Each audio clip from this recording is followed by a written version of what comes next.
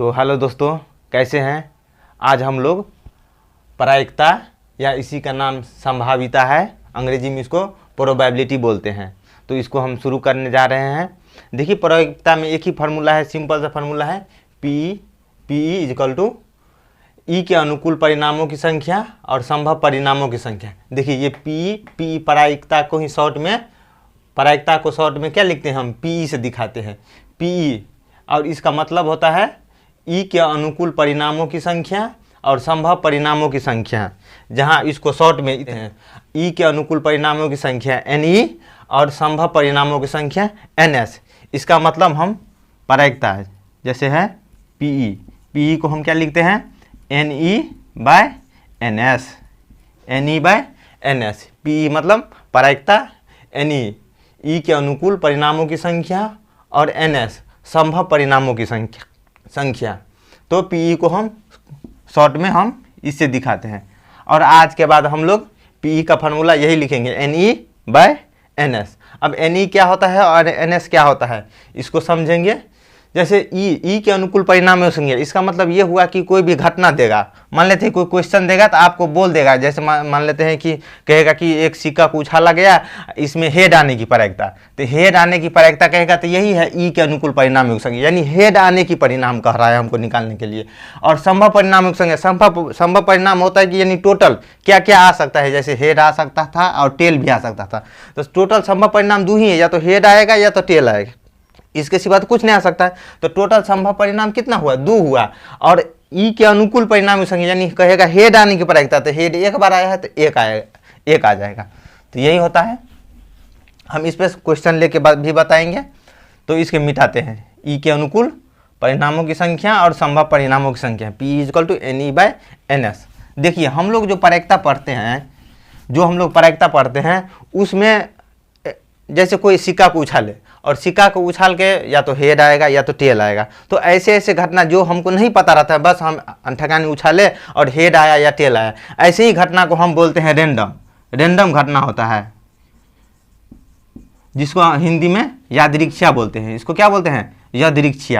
यानी यादृच्छिक घटना के बारे में ही पढ़ेंगे, बाकी दूसरा कोई घटना के बारे में नहीं पढ़ेंगे। रेंडम, जैसे कोई सिक्का उछाले या तो हेड आएगा या टेल आएगा, हमको तो नहीं पता है। तो वही जैसे एक पासा को फेंके, पासा मतलब ये जो लूडो का जो छकड़ी होता है उसको बोलते हैं पासा। तो वो एक पासा को फेंकेंगे, उसमें किसी में 1 आएगा या किसी में 2 आएगा, हमको तो नहीं पता है, लेकिन जो भी आएगा उसको बोलते हैं रेंडम।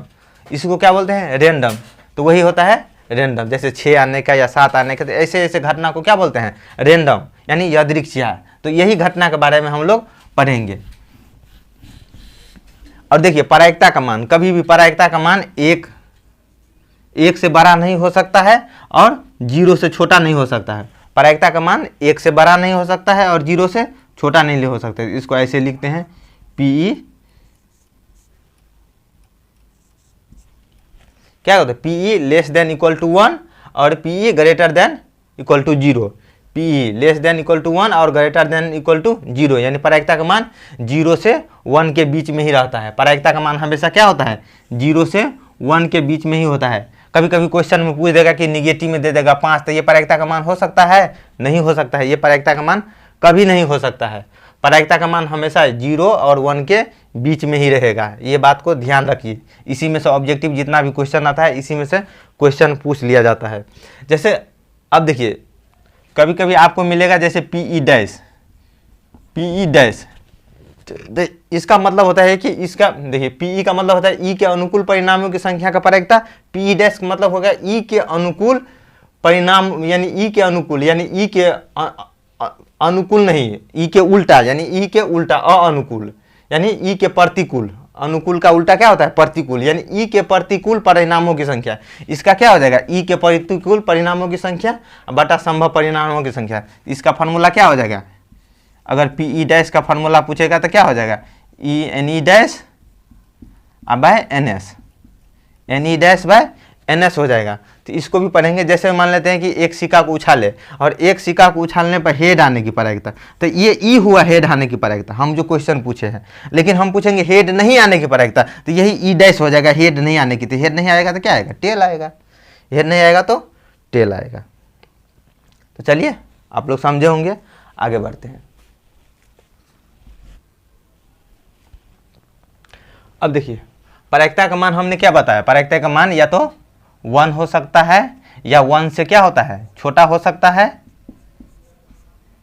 या 0 हो सकता है, यानी इसी के बीच में होगा, इससे न तो आगे जाएगा और न इससे पीछे जाएगा। निगेटिव में प्रायिकता का मान नहीं होता है। मान लेते हैं कभी पूछ देगा कि 50%, तो 50% कहेगा कि ये प्रायिकता हो सकता है, तो कैसे जानेंगे, तो परसेंटेज का मतलब क्या होता है 50 और परसेंटेज का मतलब नीचे में 100, तो क्या हो जाएगा ये 1/2 हो जाएगा, ये कितना 1/2 हो जाएगा। तो 1/2 हो सकता है, 0 और 1 के बीच में आया कि नहीं, 1/2 1 और 0 के बीच में 1/2 होगा, तो 1/2 ये प्रायिकता का मान हो सकता था, प्रायिकता का मान ये हो सकता है। जैसे हम कहें -0.3 ये प्रायिकता का मान होगा, तो ये प्रायिकता का मान नहीं होगा क्योंकि ये निगेटिव में है, 0 से छोटा तो हो नहीं सकता है और 1 से बड़ा। मान लेते हैं कि 5 प्रायिकता होगा, नहीं होगा, ये 5 भी प्रायिकता नहीं होगा। मान लेते हैं कहेगा 200%, 200%, तो 200% प्रायिकता होगा, 200% को क्या लिखेंगे 200 और परसेंटेज मतलब नीचे में 100, तो ये कट जाएगा, तो कितना बचेगा 2, जो कि प्रायिकता कभी नहीं हो सकता है, ये भी प्रायिकता नहीं होगा। तो इस बात को ध्यान रखेंगे और ऑब्जेक्टिव में यही क्वेश्चन सब आता रहता है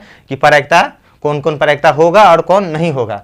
तो प्रायिकता का मान हमेशा 0 और 1 के बीच में ही होता है, इस बात को ध्यान रखेंगे।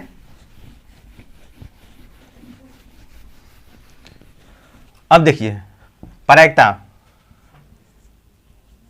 प्रायिकता को पीई से दिखाते हैं, पीई और पीई डैश, पीई और पीई डैश इन दोनों को जोड़ेंगे तो इसका मान क्या होगा 1 होगा। पीई और पीई डैश इन दोनों को जोड़ेंगे तो इसका मान कितना होगा 1 होगा, इस बात को भी ध्यान रखेंगे।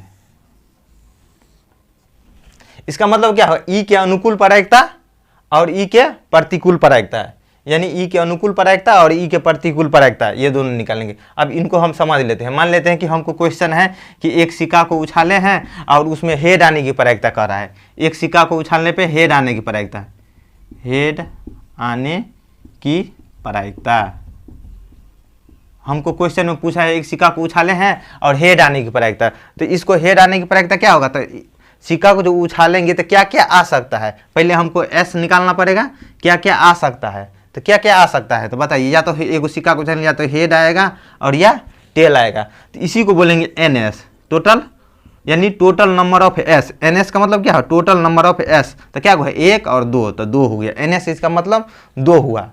और ई क्या कह रहा है, ई कह रहा है हेड आने की प्रायिकता, तो ये ई क्या हो गया, हेड आने की घटना। ई का मतलब क्या है, ये इवेंट है, इवेंट यानी घटना, यानी क्या कर रहा है हमको हेड आने की घटना, तो हेड आने की घटना, तो हेड क्या बार आया है, हेड 1 बार आया है, तो यहाँ एन ई क्या हो जाएगा 1 हो जाएगा, एन ई 1 हो जाएगा। तब एन ई आ गया, एन एस आ गया, तो पी ई निकाल लीजिए।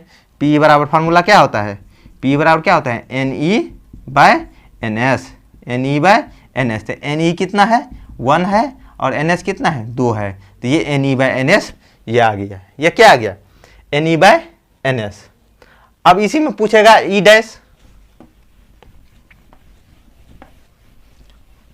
अब इसी में पूछेगा कि ई डैश, अब ई डैश कैसे निकालते, ई डैश, तो हेड आने की प्रायिकता है, तो ई डैश में क्या होगा हेड नहीं आने की घटना, हेड नहीं आने की घटना, तो हेड नहीं आएगा तो क्या आएगा टेल आएगा, हेड नहीं आएगा तो क्या आएगा टेल आएगा, तो एन ई डैश कितना हो गया एन ई डैश, तो ये भी एक ही है, हेड नहीं आएगा तो क्या आएगा टेल आएगा, तो ये भी क्या है एक ही है, तो पी ई डैश बराबर क्या हो जाएगा, पी ई डैश बराबर क्या हो जाएगा N E dash by N S, तो एन ई डैश भी कितना 1/2। ये सब में अलग अलग हो सकता है, ये नहीं कि आप में इसमें आ गया सेम तो ये हर में सेम आएगा, ऐसा नहीं है। तो देखिए पी ई डैश और पी ई दोनों क्या आ गया 1/2 और 1/2, ये भी 1/2 आया, ये भी 1/2, पी ई भी 1/2 आया और पी ई डैश भी 1/2 आएगा, तो 1/2 और 1/2 को जोड़ेंगे तो कितना होगा बताइए 1 होगा, क्योंकि 1/2 और 1/2 को जोड़ेंगे तो कितना आएगा 1 आएगा, तो यही क्या था पी ई का मान था और ये क्या था पी ई डैश का मान था,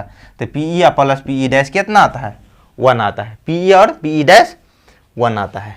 अब पूछेगा असंभव घटना, जैसे असंभव घटना, असंभव घटना, तो असंभव घटना का प्रायिकता क्या होता है 0 होता है, असंभव घटना की प्रायिकता जीरो होता है। जैसे पूछ देगा कि एक सिक्का को उछालने पर 6 आने की प्रायिकता, तो आप बताइए एक सिक्का को उछालेंगे तो कभी 6 आ सकता है? तो ये सब असंभव घटना है, ये संभव नहीं है। तो ऐसे ऐसे घटना का प्रायिकता क्या हो जाएगा? जीरो हो जाएगा। तो असंभव घटना का ही प्रायिकता जीरो होता है और संभव घटना का प्रायिकता क्या होता है? 1 होता है। मान लेते पूछ देते एक सिक्का को उछालने पर हेड या टेल आने की प्रायिकता, तो ये तो संभव है, हेड या टेल दोनों पूछ देते। यहाँ पर हेड आने की प्रायिकता है ना, हम पूछ देते हेड या टेल आने की प्रायिकता, तो ये संभव है, ये दोनों में से बाकी कुछ नहीं आ सकता है। यही या तो हेड आएगा या टेल आएगा, तो ये पूरे संभव घटना है, दूसरा कुछ नहीं आएगा। तो ये संभव घटना की प्रायिकता क्या होता है? 1 और असंभव घटना की प्रायिकता 0। असंभव घटना की प्रायिकता 0 होता है। और प्रायिकता का अधिकतम मान कितना होता है? 1 होता है। प्रायिकता का अधिकतम मान 1 होता है। देखिए इसमें NE और NS, इसमें सबसे मेन है कि NE निकालना और NS निकालना। अगर NE और NS निकालना आप सीख गए तो प्रायिकता का आप महारत हासिल कर लिया, आपको प्रायिकता में कोई दिक्कत नहीं होगा। तो हम अगले क्लास में NE और NS के बारे में अच्छा से जानकारी लेंगे। सिर्फ NE के बारे में और NS के बारे में ही पता करेंगे कि मान लेते कि एक सिक्का को उछाले तो 2 आया, मान लेते हैं अगर 2 सिक्का को उछालते तब NS कितना आता? मान लेते कि 2 सिक्का को उछालते तो 2 सिक्का का उछालते तो क्या आ सकता? 2 सिक्का को एक साथ उछालेंगे तो क्या क्या आ सकता है? मान लेते कि एगो में दोनों में हेड आएगा, या हो सकता है कि दोनों में टेल आए, ये भी हो सकता था। या एगो में हेड आए एगो में टेल आए, या पहला में टेल आए दूसरा में हेड आए, तो ये हो सकता था। तो ये NS ये क्या हो गया? ये NS कितना हो गया? 1 2 3 4 गो, यानी 2 सिक्का को उछालते हैं तो 4 गो NS आता है। 2 सिक्का को उछालते हैं तो क्या गो आता है? NS 4 गो आता है। ऐसे ही 3 सिक्का को उछालेंगे, एक पासा को उछालेंगे, 2 पासा को उछाल के देखेंगे और सबका NS निकाल के चेक करेंगे और आप लोग को याद कराएंगे कि NS कैसे निकाला जाता है और इसमें फिर NE क्या होता है, इसको भी अच्छा से समझेंगे। तो आज के लिए इतना ही, बाय।